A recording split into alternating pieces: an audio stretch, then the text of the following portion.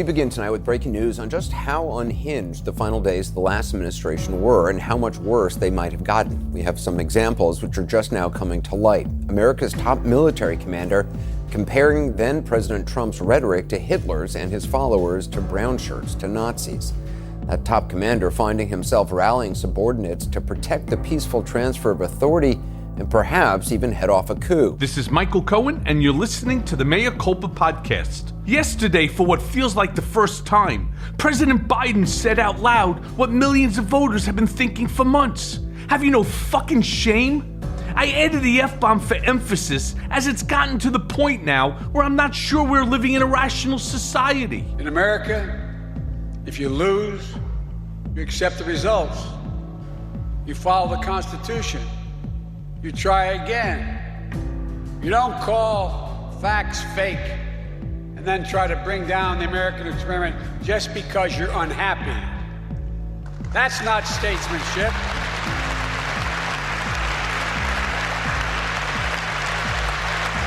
That's not statesmanship. That's selfishness. If we were, then after the events of January 6th, Donald Trump would have been barred from ever holding office again and would remain a dark brown shit stain on the collective pants of the GOP. No one would pretend the event never happened or played it down or try to spin the moment into something positive for fear of being in league with a seditious, violent plot to overthrow the election. A fucking coup, folks. For make no mistake, bullies and merchants of fear, peddlers of lies, are threatening the very foundation of our country. It gives me no pleasure to say this. I never thought in my entire career I'd ever have to say it. Instead, we are living in a mass hallucination, a hall of mirrors where the GOP has lied and distorted what happened and embraced a fucking dictator who continues to push the absurd delusion that he won a second term. Every time the media references the election hoax, they say the fraud is unproven. And while there is no evidence, there's so much evidence. You saw what happened in Georgia the other day. They found 35,000 votes. Then they deleted in Georgia over 100,000 votes. I said, because they were so bad voters. I said, why didn't you try doing it before the election? Lost by this much. Why didn't you do it before the election? There's bad things going on in this country. Not only that, to even remain viable in the Republican Party, it has become de rigueur for those schmucks who whitewash what happened. Imbeciles like Ron Johnson picked up the mantle, claiming that he never feared for his life because the rioters were comprised of people who love this country. I knew those are people that love this country, that truly respect law enforcement, would never do anything to break a law. Then there was shithead Representative Andrew Clyde, who said out fucking loud that the violent scene that exploded at the Capitol on January 6th looked like a normal tourist visit. But last Sunday, when Trump took to the stage at CPAC, my fucking brain exploded as he took the gaslighting and bullshit to the next level, rebranding the insurrection, this failed coup to overturn the election, which left 5 people dead and more than 100 police officers injured, as a peaceful gathering of patriots who were justified in their actions. They think that we'll just sit there and take it like good little boys, that we won't werewolf and go wild. I have watched with disbelief since January 6th, while Trump and his most ardent supporters have tried to memory hole what happened and slowly shift the narrative from it being an unfortunate incident to something akin to Woodstock for conservatives. What happened that day from your standpoint? Fox Business anchor Maria Bartiromo asked Trump, who responded by saying that the Stop and Steal rally that preceded the insurrection had been called by patriots who were merely demonstrating spirit and faith and love. Love. There was such love at that rally. You had over 1 million people there. They were there for one reason, the rigged election. They felt the election was rigged. That's why they were there.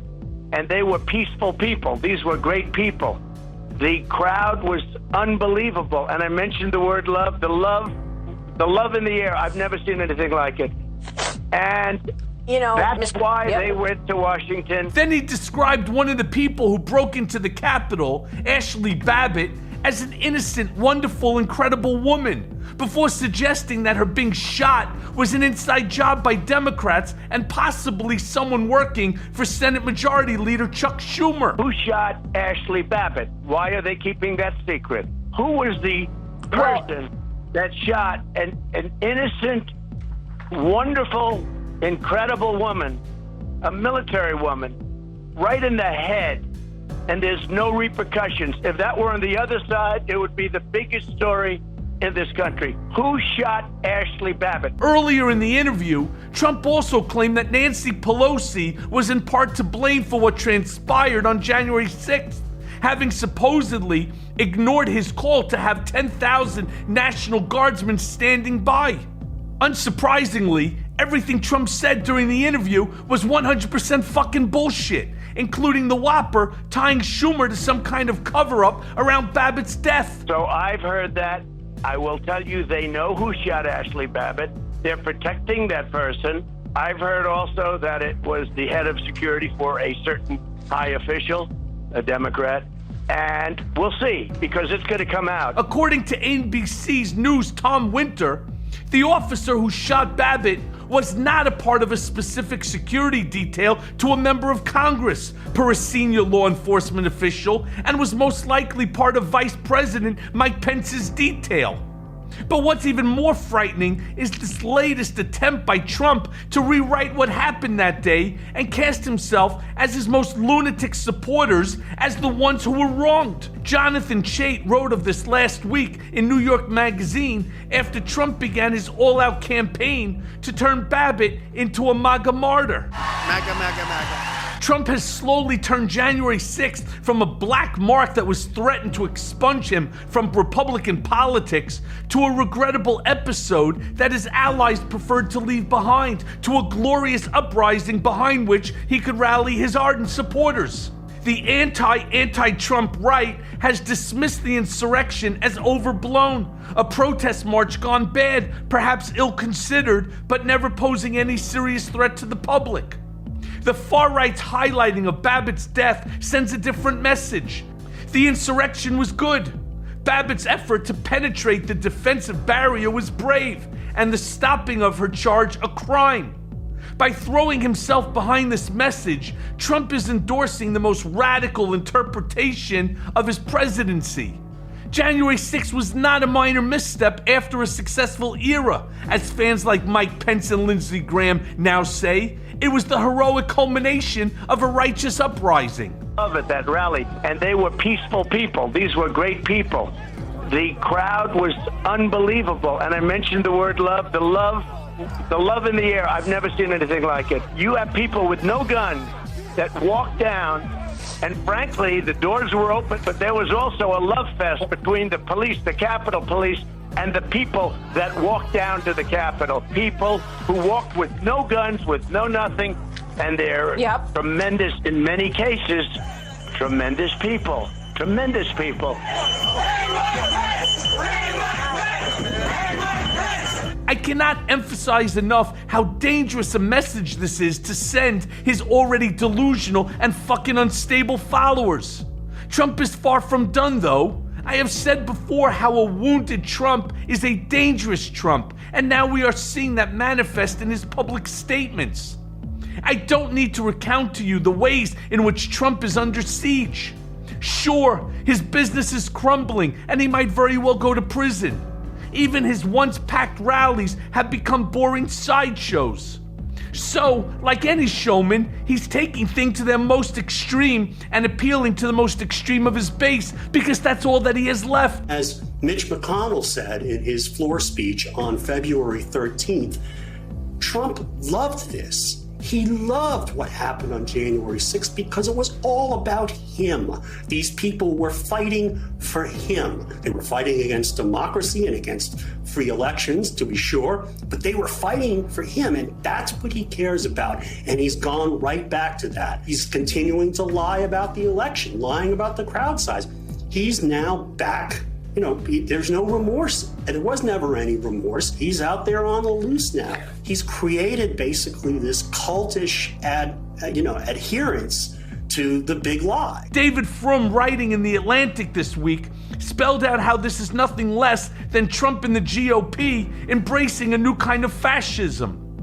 Even in 2017, when he caused so much uproar after refusing to condemn the deadly racist attacks in Charlottesville, saying that there were fine people on both sides, spreading the blame equally amongst the right and the left, he did not dare to go so far as to praise the far-right elements that weekend.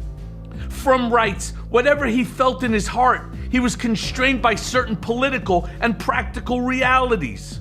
His non-Twitter actions as president were filtered through bureaucracies. He had to work with Republican congressional allies who worried about losing seats in Congress in the next election. He himself was still basking in the illusion of the supposedly huge victory in 2016 and hoping for a repeat in 2020. Outright endorsement of lethal extremism? That was too much for Trump in 2017. But now look where we are. We will never give up our search for truth and justice for what happened in the corrupt presidential election of 2020, because without that truth, we cannot have an honest election in 2022 or 2024, no matter what they want to tell you. In the first days after the January 6th attack on the Capitol, Trump's supporters distanced themselves from its excesses. The attack had nothing to do with Trump, they argued. He had urged only a peaceful demonstration. If anybody did any harm, that person was a concealed agent of Antifa. But in the months since, the mood has shifted. Once repudiated, the attacks are now accepted, condoned, and even endorsed. Because dictatorial socialists want to cancel America. We have to fight back to protect our country's greatness. They are attacking the foundational principles that have combined to give us the greatest nation in world history, to give us who we are. They attack our republic by engaging in unparalleled voter fraud and election theft activities. They attack our First Amendment freedom of speech with censorship from big tech, with the cancel culture, with speech suppression by government activities. They attack freedom of religion. Their view of religion is you can worship in church, but once you open those doors and exit, you can no longer have your religious values. That is not freedom of religion.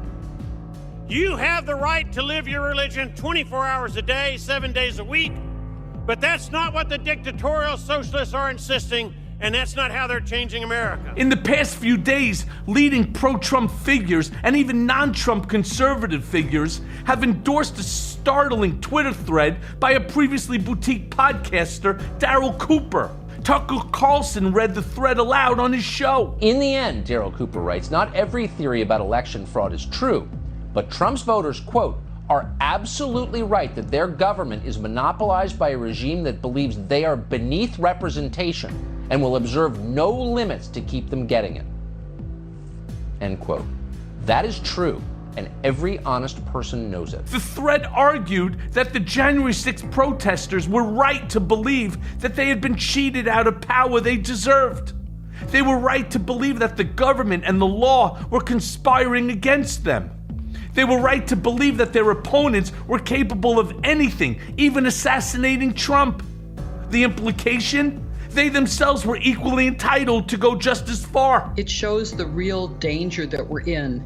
Even though that the fence is coming down, I think in August there has to be increased vigilance. The president, the former occupant of the White House, keeps repeating false information that he will be reinstated. When that doesn't happen, because there is no way that it can, there is no legal or even fantastical way that it could happen, there will be people who will be disappointed, because the people who listen to news from unverified sources or listen to it on Fox and OAN and Newsmax believe that this is true. And they may react to it in the same way they reacted to his urgings on January 6th and just before January 6th, and we could have another insurrection. What we now have is Trump granting his most lunatic supporters a license to commit violence in his name. Sure, like everything else he does, it was oblique in its excitement.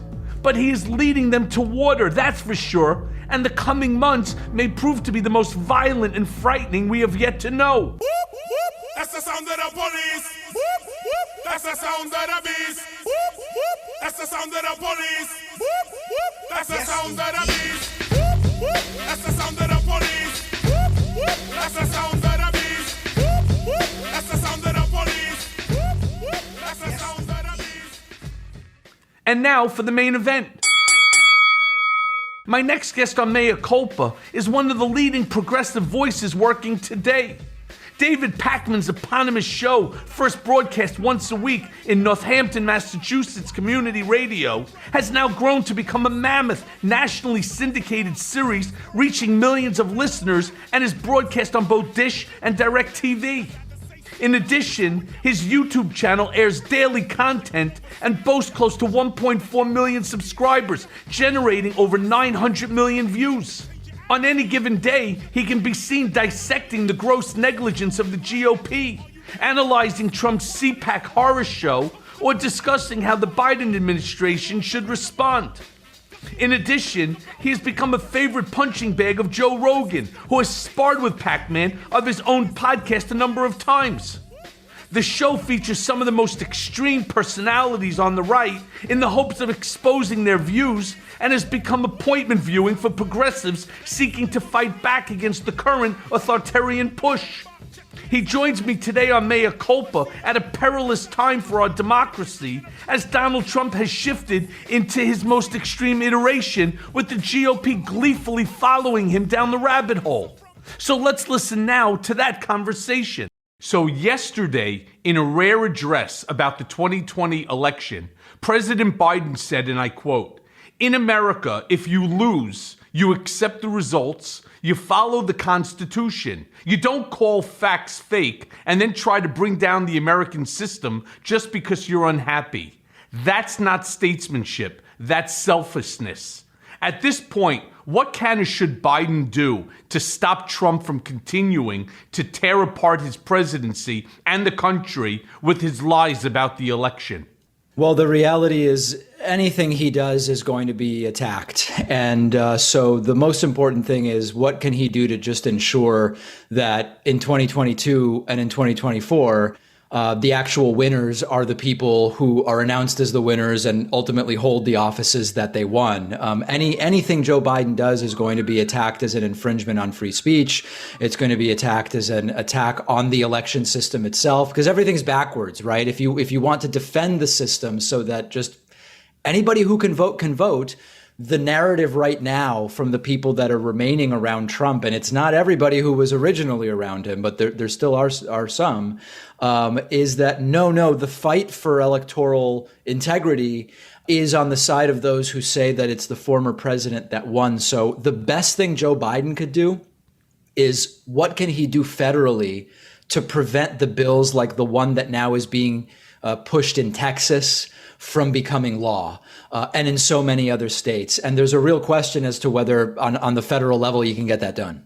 Well, you're right. There are very few people that are around him today, especially in comparison to when he was president. For example, Rudy is no longer around there. And as we saw, the press announced the other day that it was Rudy that was actually telling Trump. And it doesn't shock me because Rudy's a fucking moron. He's actually sitting there and trying to placate Trump. And during election night, after they told him that the beginning you're going to come out strong, because as we all know, Republicans go to the ballot, to the ballot box, and the Democrats tend to use mail-in ballots substantially in greater number. And so Rudy's comment is just declare yourself the winner. Just each and every state, just declare yourself the winner before the press announces it or before the media announces it, as if that was going to actually change the results. So, yeah, we don't have that same group about him, but the people that are still there, and we're talking about the Corey Lewandowskis, the Dave Bossies, you're talking about, what's the other idiot's name? Jason Miller, right? These individuals that are sitting there, still surrounding him, are still playing to his fragile ego, which is that you lost the election 6 months ago.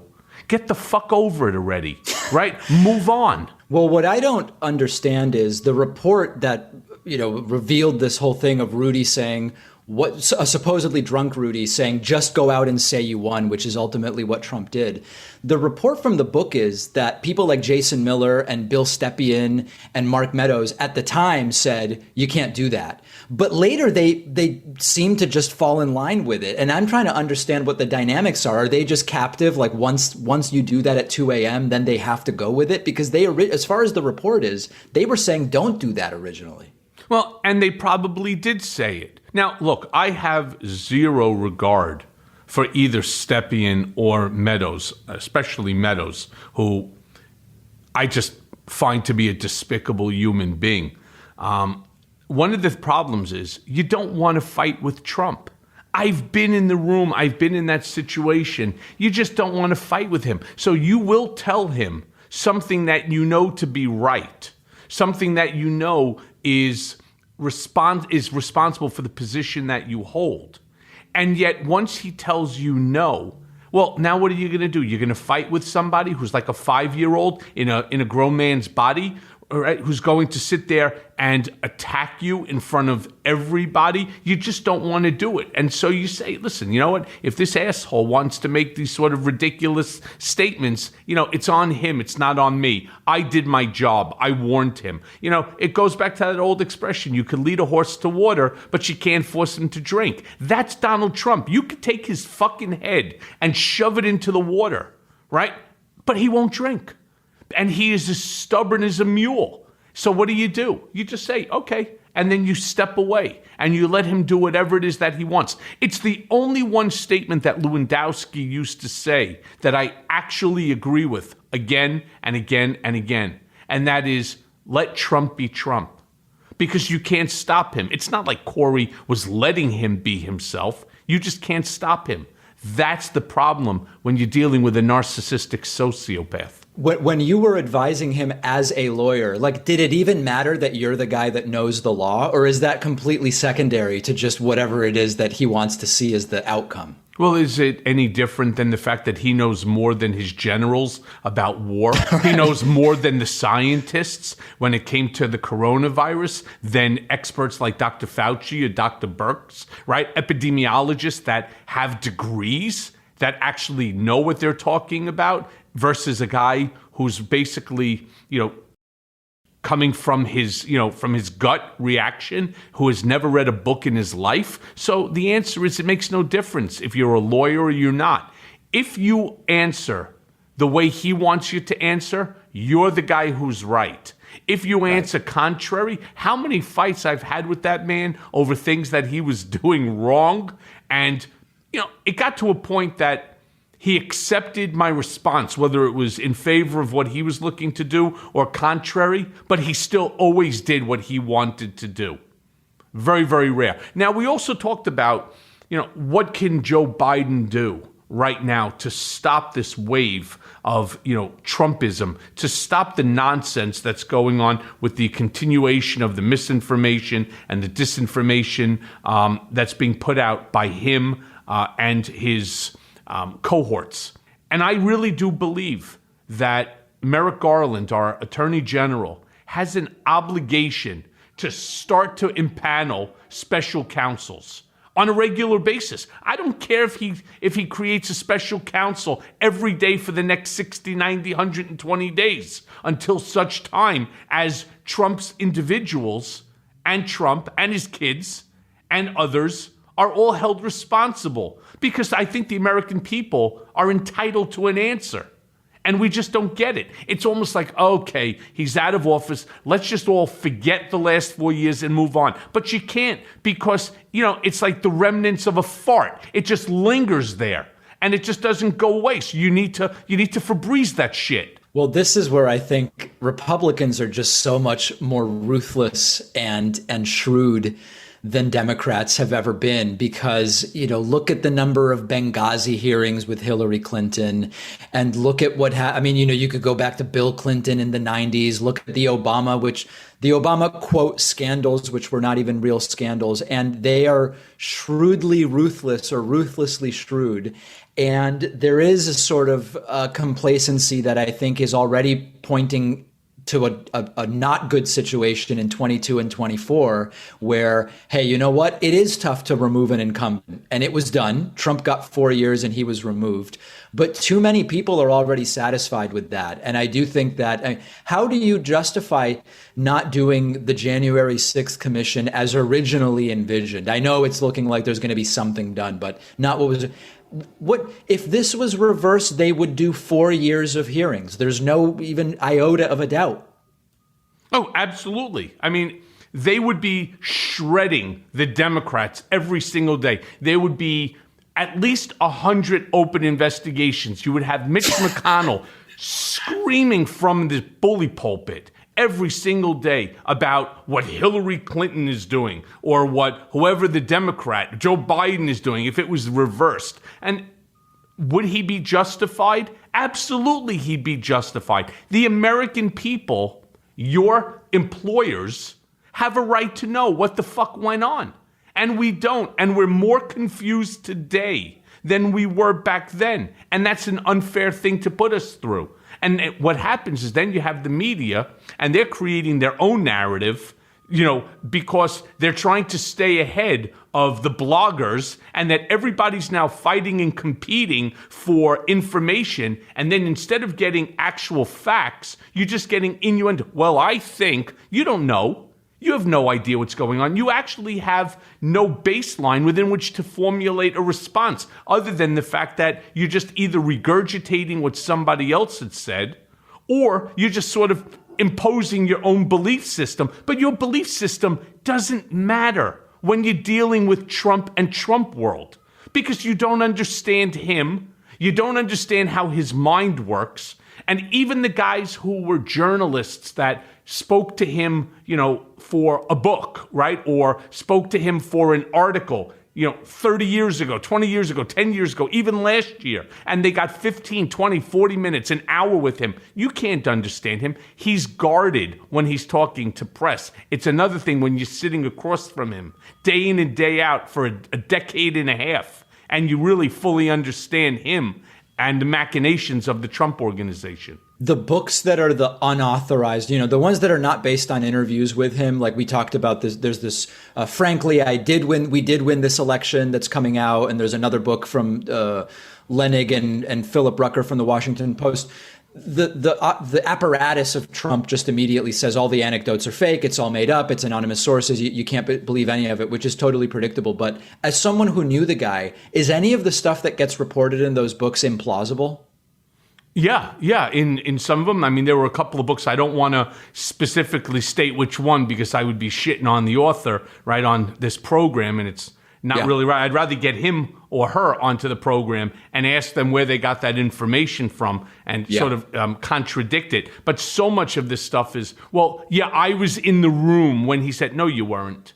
No, you weren't, because that's not how he even speaks. And that's not what he would do. You see, Donald Trump is actually much easier to understand. I talk a lot about it in my own book. He's very easy to understand if you understand him, if you speak his fucked up language, right?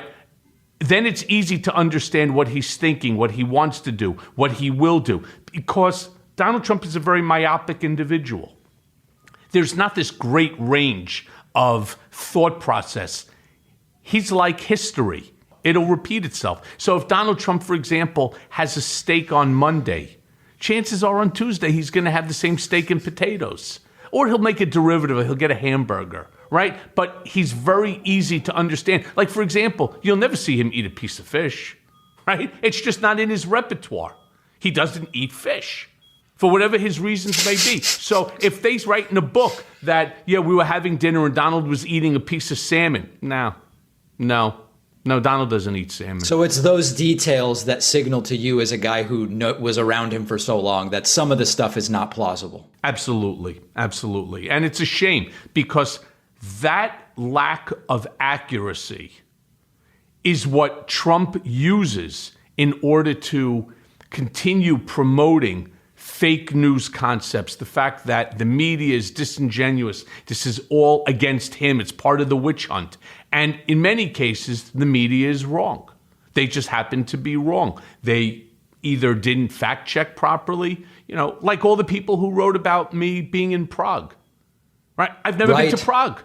And so Trump will use something like that to say, she's fake news. He's fake news. They got it wrong saying that Cohen was in Prague and he paid $10 million in cash to Kompromat off of that bullshit Steele dossier. And he'll use that on something that's absolutely 100% accurate. And not only is it accurate because we know it to be accurate, we saw it, we heard it, but he will still fight it using an argument. And then there's this populace, this group of Americans, 74 million, right, that voted for him. And then that 25% of the Republican Party that believe every word he says, no matter how ridiculous, how stupid, how absolutely, inaccurate it is.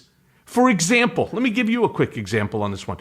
He's making allegations, or he had made allegations that the Voice, when he said grab him by the pussy when he was on the bus with Billy Bush, there was a time he was trying to make the allegation that it wasn't his voice, that they dubbed it. Was doctored. That's right. It was doctored and so on. Now, we all know that it wasn't, right? But because fake news had misreported something, he could then use that as the stepping stone as proof that this must be doctored because I never said it.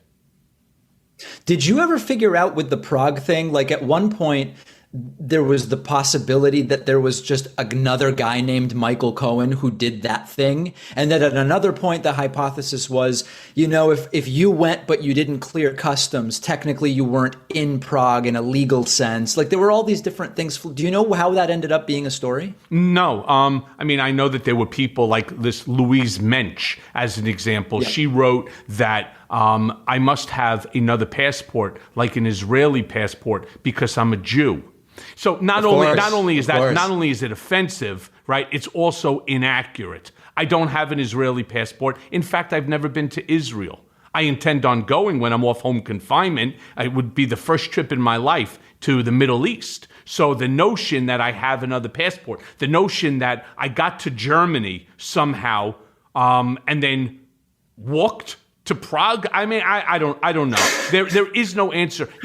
And I used to say to the reporters that would call me on it, you can never disprove a negative, right? So I can't prove to you, that you're inaccurate if you just keep wanting the inaccuracy to be the story, and it just doesn't work.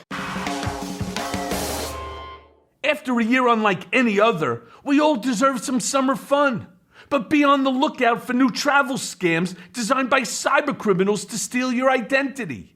Help protect yourself online by being mindful of online ads, independently verified deals with the company, and don't rush into giving away info on suspicious websites.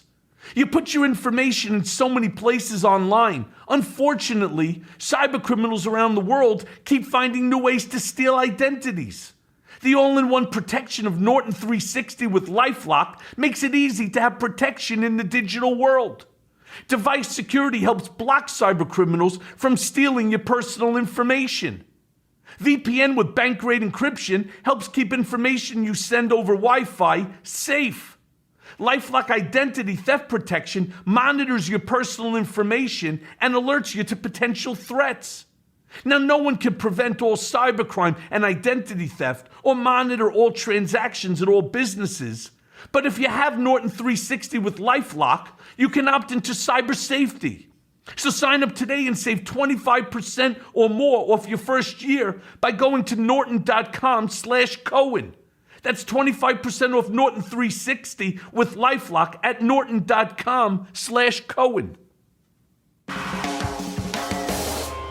But, David, let me ask you this. In a recent phone interview with Fox News' Maria Bartiromo, Trump delivered his most forceful support of the January 6th riots to date, in what was an extraordinary set of lies, even for him, right? Trump laid out what amounts to a pivot towards his most extreme followers. The ex-president praised Ashley Babbitt, the woman slain as she attempted to crash through the door that protected members of Congress from the mob that had now invaded the Capitol. Innocent, wonderful, incredible woman, right? So that's what he said. And then he praised the insurrectionist throng, great people.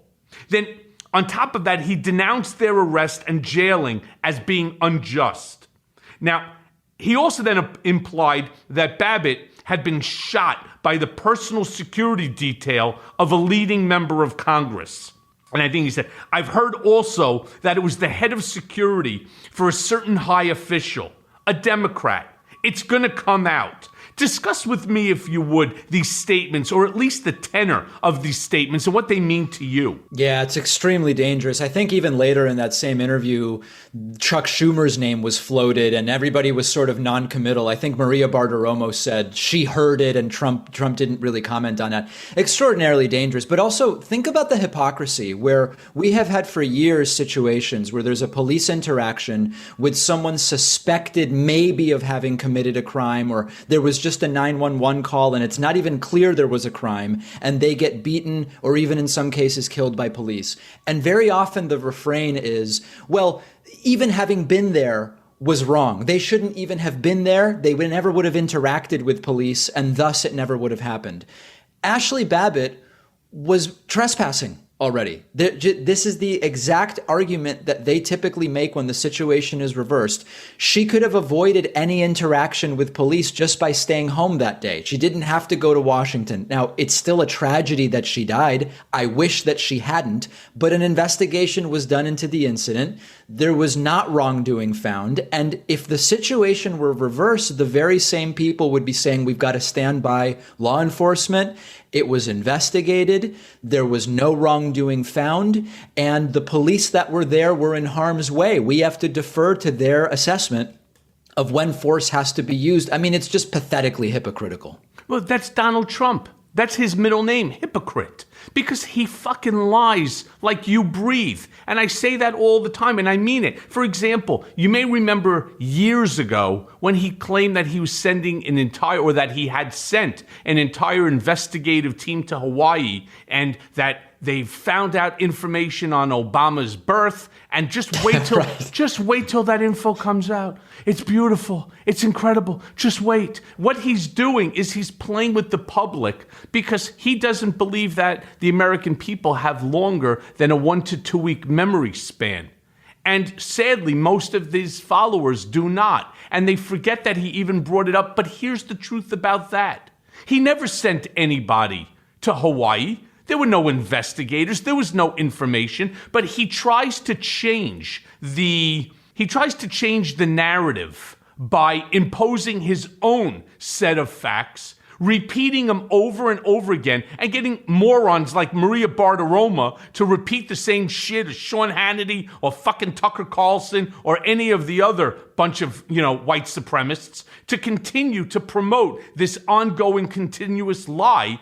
And then ultimately, people start to believe it. And then they start to repeat it. And they repeat it so often that their friends start to repeat it. And that's the misinformation campaign of Donald Trump. But what I also found to be amazing is that Trump actually wanted to call for the name of the officer who was involved in the shooting. And I want people to start to think about why he's doing that. Because what it does is it then creates chaos. And that's how Donald Trump thrives. He thrives on chaos. You cannot be looking at me, my company, Alan Weisselberg, Rudy Giuliani, Ivanka, Don, Eric, Kushner. You can't be looking at any, Matt Gaetz, right? Josh Hawley, you name it. You can't be looking at any of these people because right now all we need to concentrate is on that wonderful, beautiful person who was shot in the face and killed by by security for a top leading Democrat, and we should know who that person is. Could you imagine that this is what this guy wants to do. And yet, this is also, here comes another big lie by Donald, right? He's pro-police. He's pro-police. How do you respond to something like this? Yeah, it's the pro-police story and then the pro-troop story. But really what it is the way I now see it is, we're in favor of the institution of law enforcement as a way to wield power, or we're in favor of the military as an institution to do our foreign policy. But the individual troops who come back and have PTSD and we don't even give them access to good health care, that's not really what it means to be in favor of the troops, right? In favor of the troops has a very narrow meaning, which is you allow a Republican president to send them wherever they want to send them in order to accomplish geopolitical goals. It's not about the individual troops. And similarly, it's not about the individual police officers. It's about the police officers as an apparatus to wield power and achieve political gain, whether it's clearing a plaza for a photo op or whatever the case may be. You just have to, he supports the troops and the law enforcement only insofar as the institutions are useful to the political goals. Only as it's useful to him and his benefit. To his political goals, right? Correct. Yeah. Which is nothing more than what he was doing while watching the insurrection on January 6th. That was Donald Trump's paramilitary. That was his ability to be reinstated as not president of the United States, but authoritarian ruler, as the supreme ruler of this country, that he was going to stop the certification of Joe Biden as president and be reinstated. This is the nuttiness that was going on inside of the brain of Donald Trump because some idiot told him that this could possibly happen. And I'll suspect that it was Rudy, right? I really do. I believe it was probably Rudy that came up with this nonsense. And it's possible that the hair dye somehow seeped into his skin and affected his brain, that the synapses, weren't really firing. The acetylcholine wasn't snapping from synapse to synapse. And he came up with this cockamamie bullshit idea.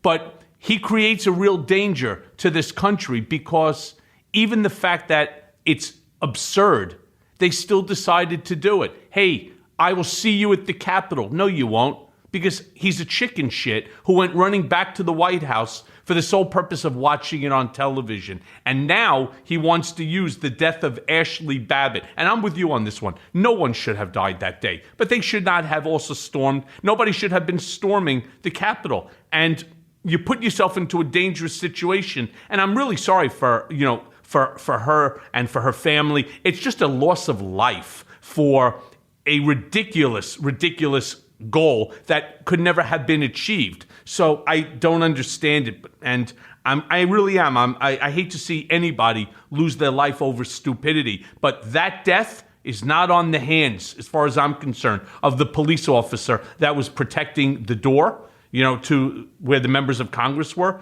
I blame Trump for it.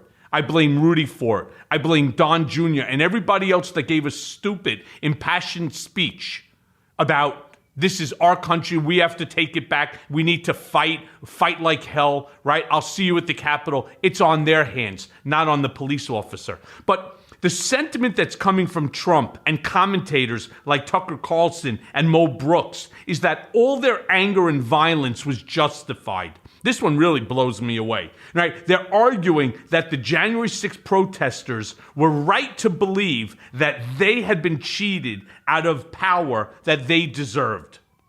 Now, they were right to believe that the government and the law were conspiring against them. This is what they believe, right?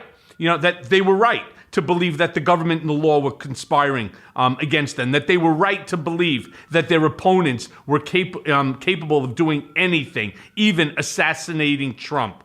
The implication? They themselves were equally entitled to just as far, right? To just go as far as that they wanted. Now, with such a message being broadcast, should we be worried that Trump is setting the stage for more violence, whether it's in 2022 or in 2024, specifically 2024? And what point is there a legal obligation to stop what's happening with these sedition charges? Yeah, I'm worried not only about 22 and 24, but look at how much discussion there's been of August over the last few months.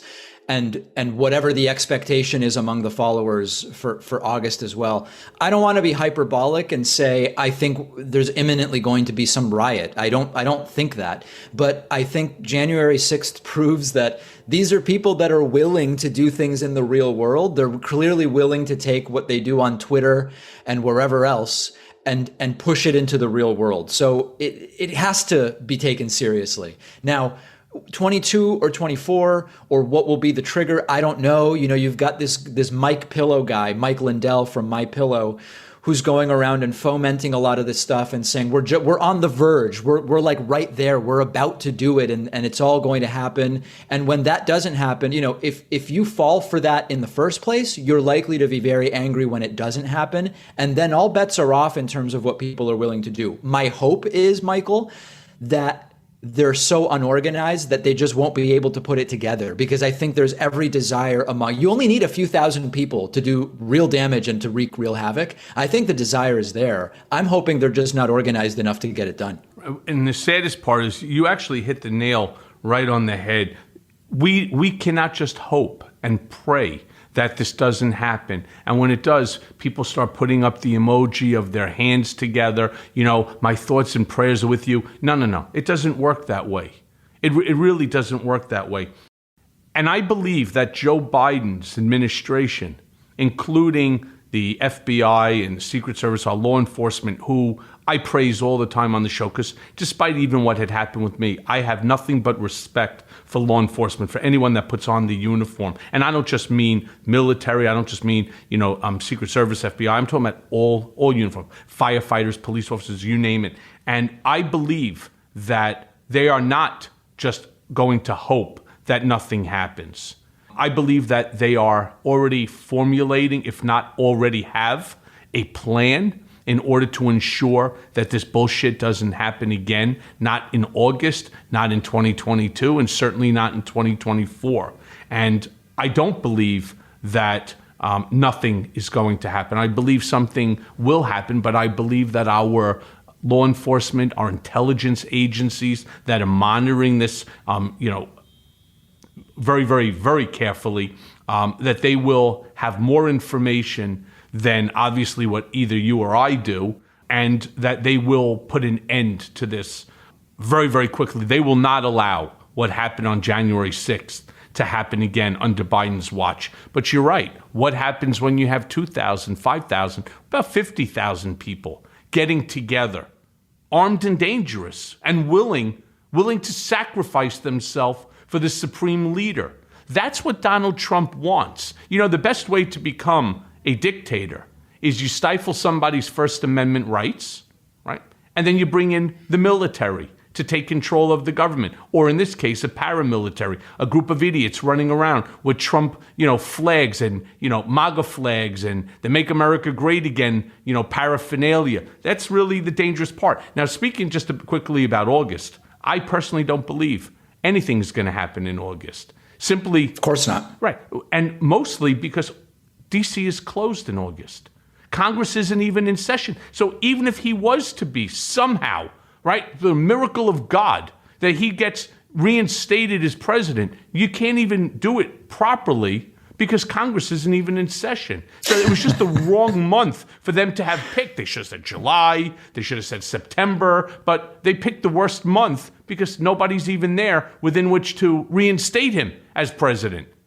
It's crazy. Speaking, by the way, if this is a tangent we don't want to go down, then let's not go down it. But because you mentioned if by the grace of God, Trump is reinstated, the anti-Semitism stuff, right? The people who say Trump's obviously not an anti-Semitic guy.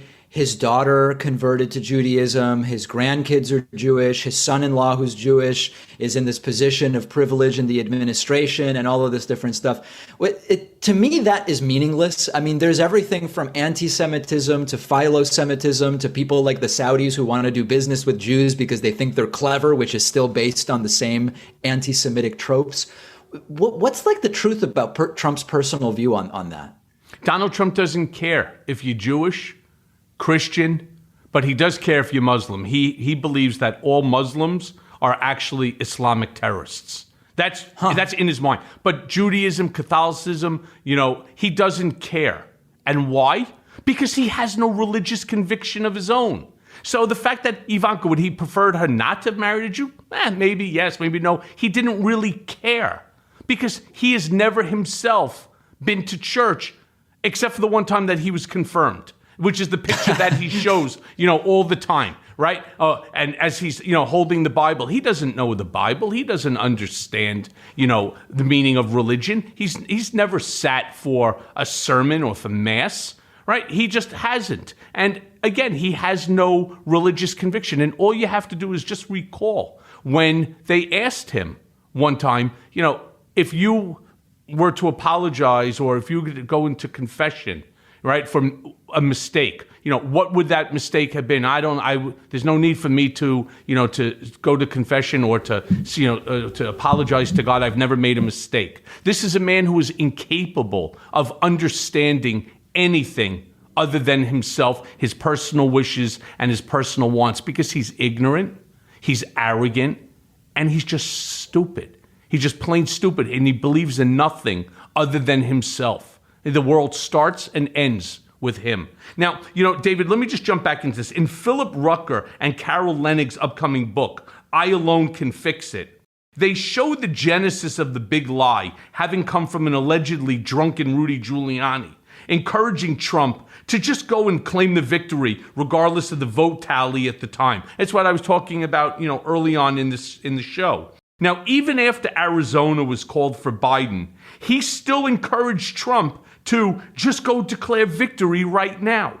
Now, according to the book, Mark Meadows, as you stated, was vehemently against Rudy's plan.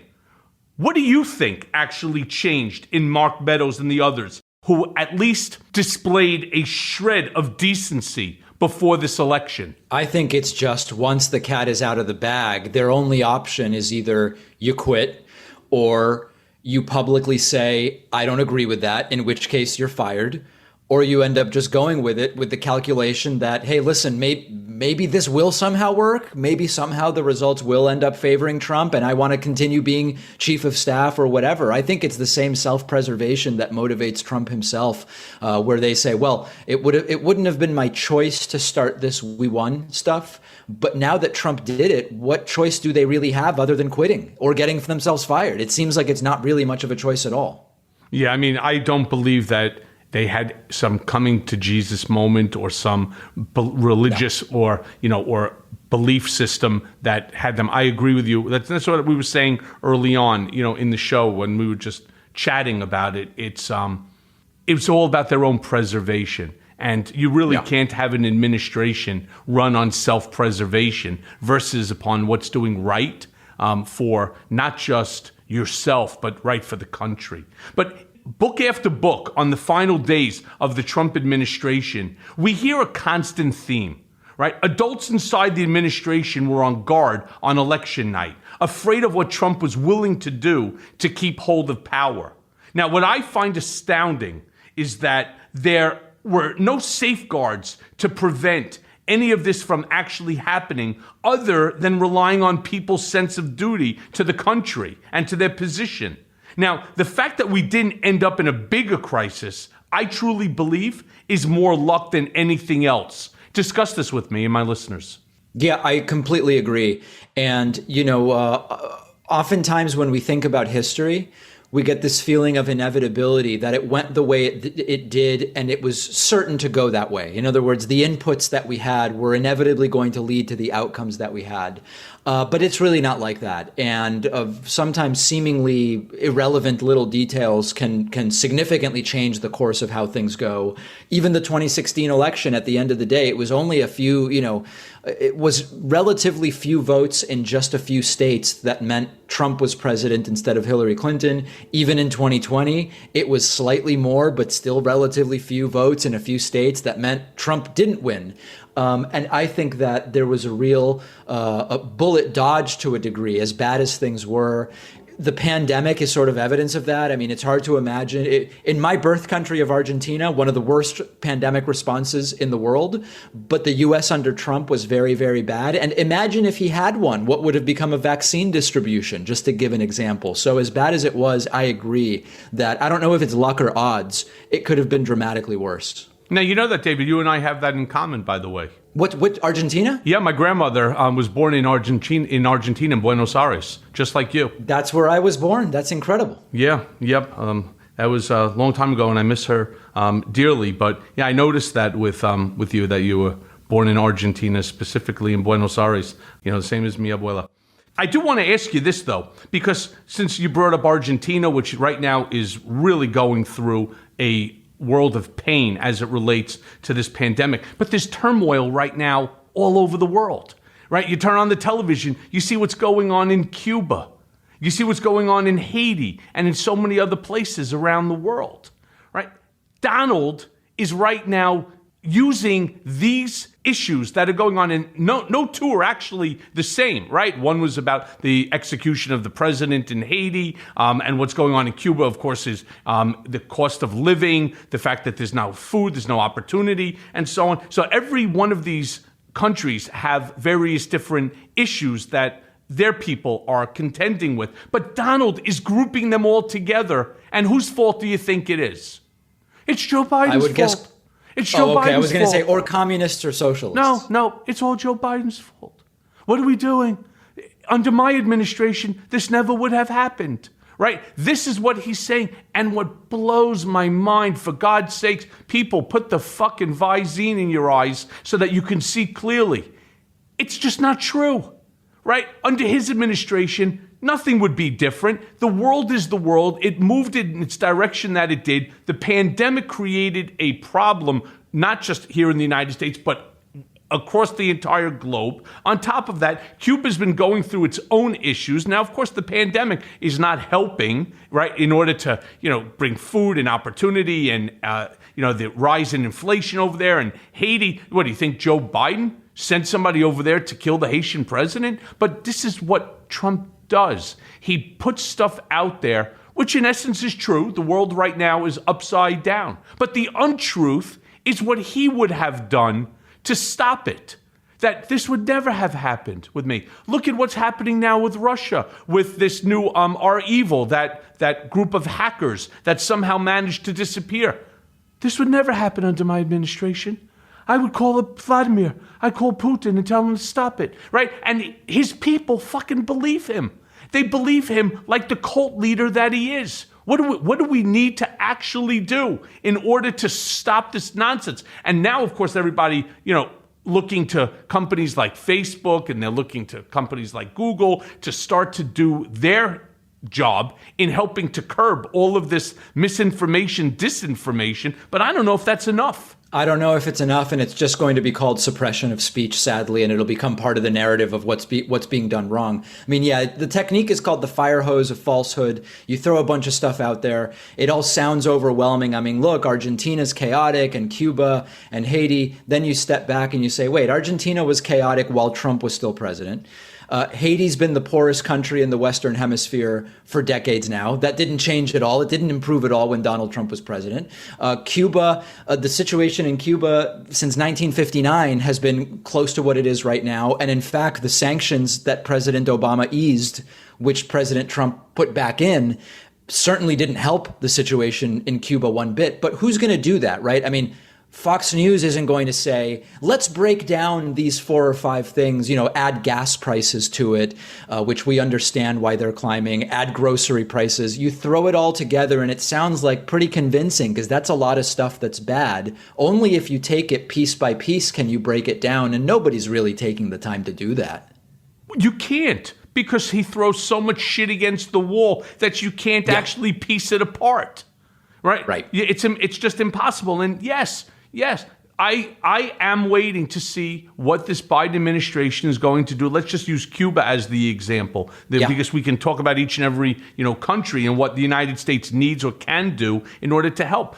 There's a whole slew of Cuban Americans in this country, and I could understand and sympathize with them when you have family members in another country that's literally, miles from the Floridian coastline, right? That this is just terrible, and there has to be a way that we can just put onto a barge. Just send food over there. Let's just help them with let's start small. Just do something positive. I mean, we have enough food. There's billionaires that are out there that have all forms of these different political offshoots of their company that they'll make donations to. Let's just send a couple of plane loads or boatloads or cargo ships full of food just so that people will relax if their bellies are full. Let's just stop the violence and stop the military attacking the people. There are so many things that the president can do, and work with private industry. I mean, they have these,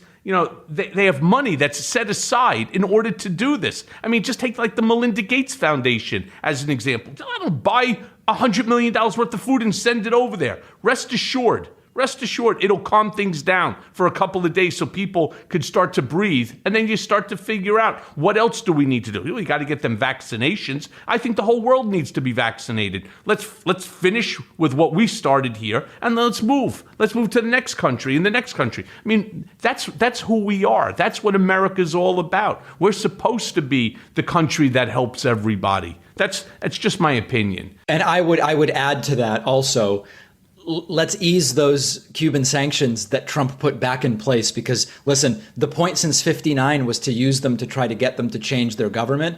I'm not an authoritarian, so I'm not a fan of the Cuban regime, but the sanctions program has failed and it's hurting the people. Let's back off of that. Can you imagine if Biden actually did something that helped the Cuban people right now? The first thing that they would say is, wait, America's not bad, right? Cuban regime. You've been lying to us all these years. They're the ones that put food on our table. They're the ones that are helping us, right? Enough is enough. And maybe there's an internal change. I like you, I'm not an authoritarian on it, but that just seems to be logical, to me.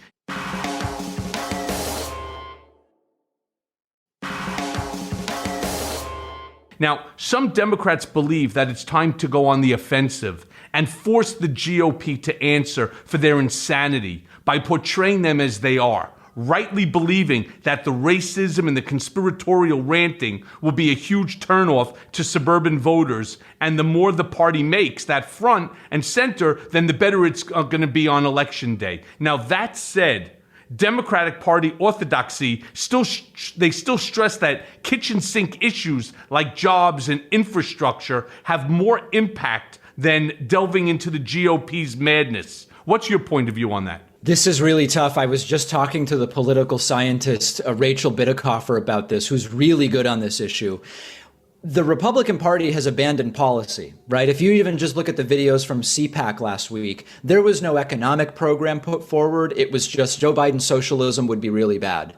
There was no education policy put forward other than we need to ban critical race theory in school. So when they've abandoned policy, we might think, oh, Democrats just come in and they list policies and voters will just be, oh, wow, one side's talking about nonsense and one side has policies. It'll be really clear Democrats will win 22, they'll win 24. Doesn't work that way. Just doesn't work that way. The reason that these cultural issues are what the right is focusing on is because they see their followings growing. They see their donations growing. They see that it's actually winning them elections. And so I am sort of unclear at this point.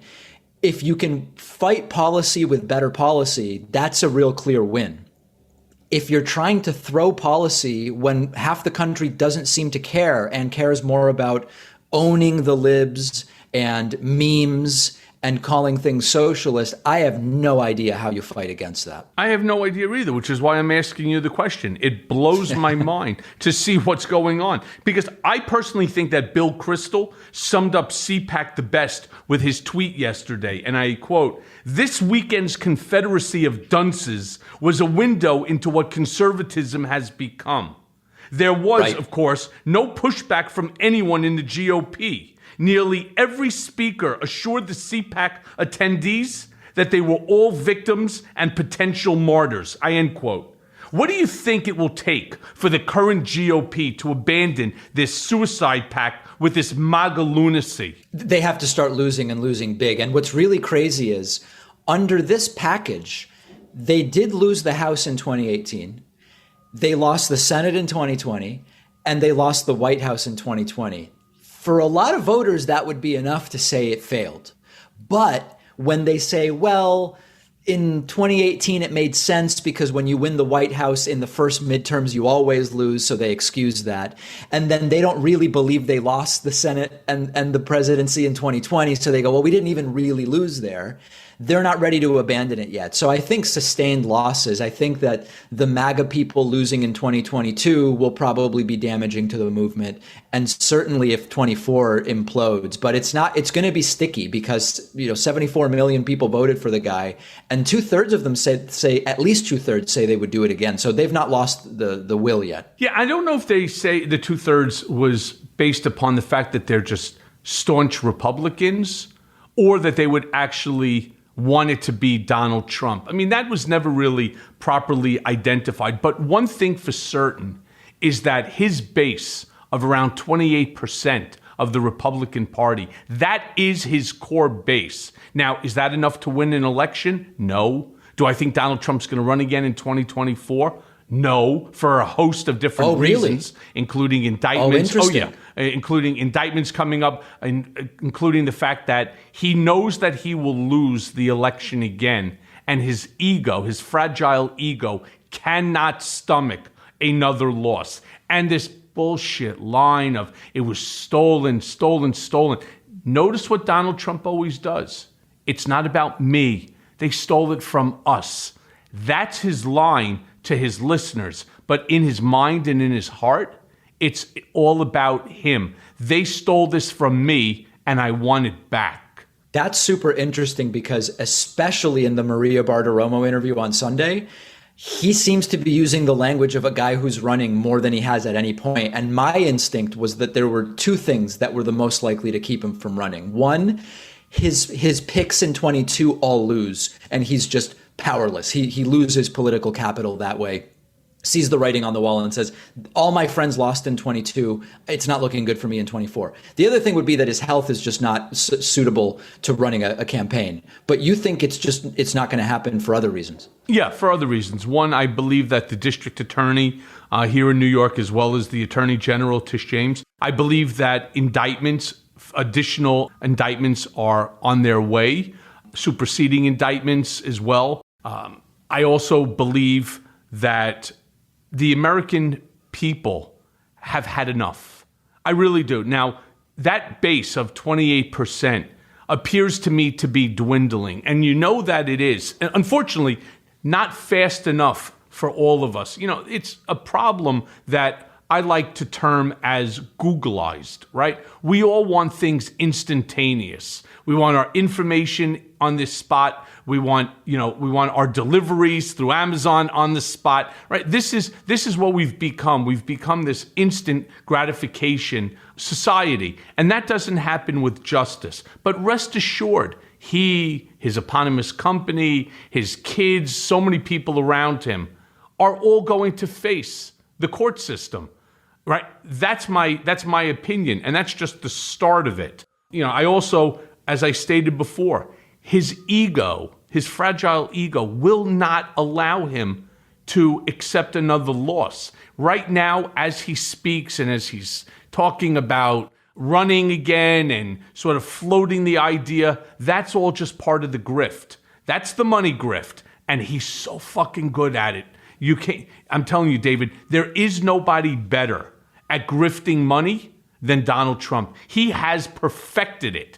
Right? He really has. He has perfected it as far as a politician is concerned. But I do want to ask you this, David. In a July 12th tweet, you actually wrote, it's still legal to discriminate against people based upon sexual orientation and gender identity in 20 plus states. But suddenly, Republicans want to protect anti-vaxxers in the same way race and religion are protected.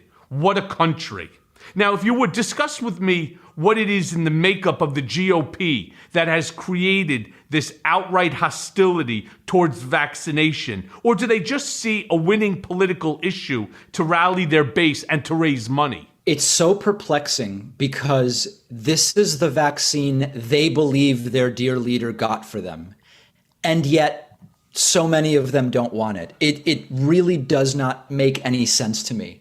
And I think it's different things for different people. There are lots of people who are just prone to conspiratorial thinking. So you hear about magnetized vaccines, you hear about it'll make you infertile, and they fall for that. The other side of it is that the vaccine rollout was a disaster under Trump, and it's been really pretty good under Joe Biden. So it's become Biden wants me to get the vaccine. Whether I believe it's the Trump vaccine or not, as many of them do, Biden's the guy who wants me to get it. And he says, if I get it on the 4th of July, we can have a cookout and all of this.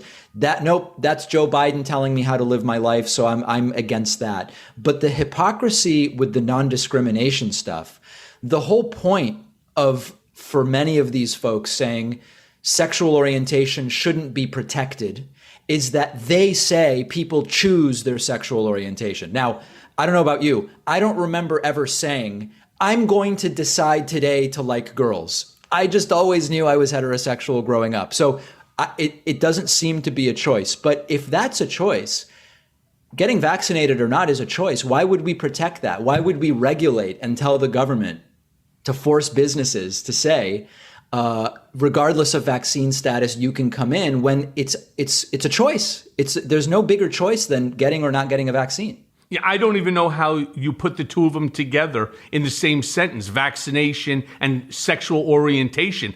I just don't see, I don't see where there's going to be an intersection of the lines. They just don't seem to be ever going to cross paths. It's like talking about, the difference between a grape and a watermelon. I mean, I truly don't understand it. And your tweet really, it got me thinking, and I was trying to really figure out what the hell is going on here, because even after your answer, I can't. What bothers me the most, right, is the fact that these Trump supporters, and Trump, of course, himself, believes that he should be the recipient of the Nobel Peace Prize based upon his amazing job with the coronavirus, right? It's always about him. It's him. It's him. I should get the Nobel Peace Prize. I know more than the scientists. I this, I that. I'm so tired of his eyes already, right? But what bothers me the most is we know that there's this new Delta variant that's out there. And we've seen, because numbers don't lie. Donald does, but numbers don't lie. And the number of people who are dying of the Delta variants of the coronavirus has spiked over the course of the past couple of weeks. But here's what facts that we know, not innuendo, not Donald Trump spouting more bullshit. Here's what we know. We know that 98% of the people who died over that course are unvaccinated, and only 2% are vaccinated. That's pretty good numbers. And if you had half a brain, you'd be running off to your doctor right now to get the vaccination, because it clearly works. And the rest of it, to me, just doesn't make any sense. But what bothered me is the fact that Trump refused to acknowledge that science is real, that the pandemic is real, and he watched as 607,000+ Americans died as a result of his incompetence. And that's going to be on his soul for the rest of his life. And let me tell you, when he starts calling it the China virus, it is not. We need to start calling it what it is, and that's the Trump virus. But, as we're beginning to wind down, I have just two more questions for you, David, right? So I want to switch gears for a moment. I've been reading a lot about Ron DeSantis lately. I despise Ron DeSantis. I don't know about you, but I fucking look at him, and I've already broken 2 television sets. So when I see him now, I just click it off because I can't afford, to buy a third one, right? And how he's on this collision course to unseat Trump and claim the conservative throne for 2024. Now, do you see the possibility in this occurring? And would we be better or worse off with a DeSantis running versus a potential Trump 2024? Is the cure to Trump, in essence now, worse than the disease at this point? Yeah, I think that actually, if you said to me, the next president will be Trump or DeSantis, I think I say let's go with Trump because DeSantis is far more competent. DeSantis has a lot of the same terrible instincts. DeSantis has a lot of the same amoral and immoral values and perspectives, but he's far more competent and would be likely to get way more of those things done. Whereas with Donald Trump, a lot of the things, the wall, for example, the rhetoric on the wall. Well, it was never going to happen and it didn't happen. Okay. Because the follow through was simply not there. The concern with DeSantis is that it's all the bad instincts of Trump plus the ability to actually get some of this stuff implemented. Yeah. For me, I see it as a very tough call. I'm not sure which one is worse. And I'm not so sure that the incompetence is the offsetting factor to Ron DeSantis being more competent. The problem, though, is Donald Trump, if in fact that he takes the White House in 2024, the first thing he's going to do is he's going to create a list of individuals that he wants payback. That he can't help himself. That's just who Donald Trump is. And he's going to look to become an authoritarian, a dictator, a supreme leader, right? A monarch in this country. And while Ron DeSantis is, in my mind, one very fucked up human being, I'm not so sure that he actually sees himself in that role as like the Kim Jong-un of America. And Donald Trump, though, does. So that's a really tough call. And let's just all stop for one moment and just say a prayer to whoever you pray to that neither of these two assholes end up on the 2024 ballot, for the Republican Party. So, again, as we're now winding down the hour, my last question to you, David, I'm curious what still keeps you up at night when you're thinking about Trump and the larger MAGA movement. Or do you feel that Trump has been marginalized by, by his loss and is more a rambling loser, than a threat at this moment in time? Or do you still worry about what he's actually capable of unleashing after listening to his latest CPAC speech? If you would, discuss this with my listeners. My concern is less about Trump and his harebrained ideas. It's about the fact that he still has so many sycophantically devoted followers, because if you remove the followers and Trump has the same ideas and the same microphone, at the end of the day, he's speaking into the microphone in an empty room and nobody's listening. And so my biggest concern is there's so many wacky people that have run. There's this guy, Glenn Miller, who's now in prison for murder, who I interviewed 10 years ago, who would run every election cycle. And his thing was, the problem is the Jews. That's crazy, but he never built a movement around it. He never had a real shot at winning anything. He did ultimately go and kill 2 people, which is insane. It's horrifying. But at the end of the day, Trump has the room full of people. It's actually tens of millions of people still, even conservatively. And so what keeps me up at night is the fact that after all of the losses, 2018, 2020, after the COVID mishandling, after the global humiliations, that we're still talking about, could he win? When in a sane world, the answer would be, of course he can't. Sadly, the answer is he could. It's amazing. I'm so in line with that thought because it's so rare in our history that a sitting president loses the re-election and loses it at the margin that Trump lost, despite the fact that the number of actual votes were less than what people believe. But the fact of the electoral votes was such a landslide, the same landslide that he won by. And that there's this group of sycophantic followers that will follow him over the cliff. Again, I don't believe that Trump is going to be running. I think that there are too many intervening factors right now. There's going to be the loss of his company. You see what's happening with Weisselberg now. You see what's going to be happening with Rudy, who he's throwing under the bus, removing Weisselberg as a director on over 30 corporations. What's going to happen when all of the loans start coming due? I think he's got a whole slew of issues that he has to contend with, and I don't think that a presidential run is going to be on his mind. Though the craziest thing that I've started hearing from friends of mine is that Don Jr. in his, whether it's his coked out stupor or his drunken, stupor, keeps talking about he wants to run now in 2024. And look, I promise you this. If Don Jr. ends up running for president of the United States, I'm putting my hat in the ring, because I know exactly how to take Don Jr. apart. It's not difficult either. The same way I've been trying to tell the Democrats, there are ways to take Donald Trump apart, right? They just don't do it. They don't fight. They just don't fight hard enough. They don't fight smart enough. While I love the fact that Joe wants to be this empathetic president to all, as the president, there's a ton of responsibility sitting on your shoulders, one of which is to protect the republic, protect our democracy, and uphold our Constitution. And that starts with the Justice Department.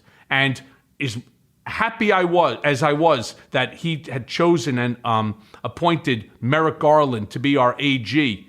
Right now, I'm feeling very let down by the guy. So I'm certainly hoping that he actually steps it up and starts behaving, I hate to say it, more in the manner that Trump would have had them, that the Republicans would have had them behave, because that's the only way to put an end to the Donald Trumps, the Ron DeSantises, the Josh Hawleys, the Marjorie Taylor Greens of the world, the Matt Gaetz of the world. You really do need a Justice Department that's going to hold each and every person responsible for their own dirty deeds. And with that, David, I want to thank you for joining us on Mea Culpa. Lastly, before I let you go, what are you doing these days? Just hosting my show. Things have been it's more than a full-time job. Yeah, hosting the show, 150 radio and TV stations. We've got almost 1.5 million YouTube subscribers. It's tying up all of my time. And what's the name of the show? Tell my listeners. Maybe they want to listen to it. The David Pakman Show. Yeah, find it. DavidPakman.com. Pakman. All of my stuff is there. David, I wish you the best. I will speak to you very soon. If you ever need me for anything, you know where to find me. I'm on house arrest. My pleasure. Thank you for having me. You got it, David. And now for today's Mea Culpa. Donald Trump's latest turn towards extremism reminds me of the parable I learned as a grade school student about the scorpion and the frog. For those of you who don't know the story, it goes something like this. A scorpion asks a frog to carry him over a river. The frog is afraid of being stung, but the scorpion argues that if it did so, both would sink and the scorpion would drown. The frog then agrees, but midway across the river, the scorpion does indeed sting the frog, dooming them both. When asked why, the scorpion points out that this is nature. Nobody is going to confuse me with Dr. Seuss, but it's worth pointing out the lesson here when it comes to Donald Trump. Who by now doesn't know his true nature?